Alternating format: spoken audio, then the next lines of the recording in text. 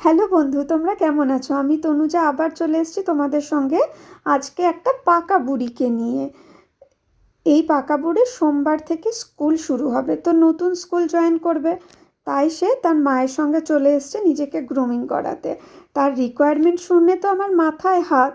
তাকে hair cutting করতে হবে, আইব্রোজ করতে হবে, মেকআপ করতে হবে, নাকি সে সোমবার থেকে স্কুলে যাবে তাই। তো সে আবার হেয়ার কাটিং করতে করতে আমাকে বলছে যে তুমি কি ইনস্টাগ্রাম চালাতে জানো? তো যখন আমি ওকে বললাম যে চল আমি তোর একটা ছোট্ট করে ভিডিও করে দিই, তো সে আমাকে সমস্ত কিছু ফেসবুক ইনস্টাগ্রাম সমস্ত কিছু শিখিয়ে দিল। আবার তার মধ্যে বলছে শোনো, তুমি কিন্তু আমার চুলটা কেটে আমাকে একদম টাকলু করে দিও না, কিন্তু আমার চুলটা বড়ই থাকতে হবে। তো আমিও ওর সঙ্গে বকবক করতে করতে ওর সমস্ত দুষ্টু মিষ্টি পাকা পাকা গল্পগুলোও শুনছিলাম, আর আমি আমার কাজও করছিলাম। তো এইরকম ধরনের দুষ্টু মিষ্টি অনেক ক্লায়েন্ট আমার কাছে আসে ফ্রেন্ড। দেখো আমি ওর সঙ্গে কথা বলতে বলতে কিভাবে আমি আমার কাজ করছি, আর ওর হেয়ার কাটিংয়ের লুকটাও কেমন হচ্ছে তোমরা কিন্তু অবশ্যই আমাকে জানিও। আর ভীষণ সুইট একটা পাকা বুড়ি বাচ্চা।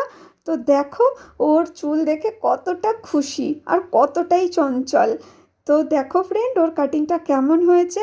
তোমরা এরকম পাকা বুড়িদের নিয়ে অবশ্যই আসতে পারো আমার কাছে তিরুপতি মেকআপ স্টুডিওতে। Bye bye.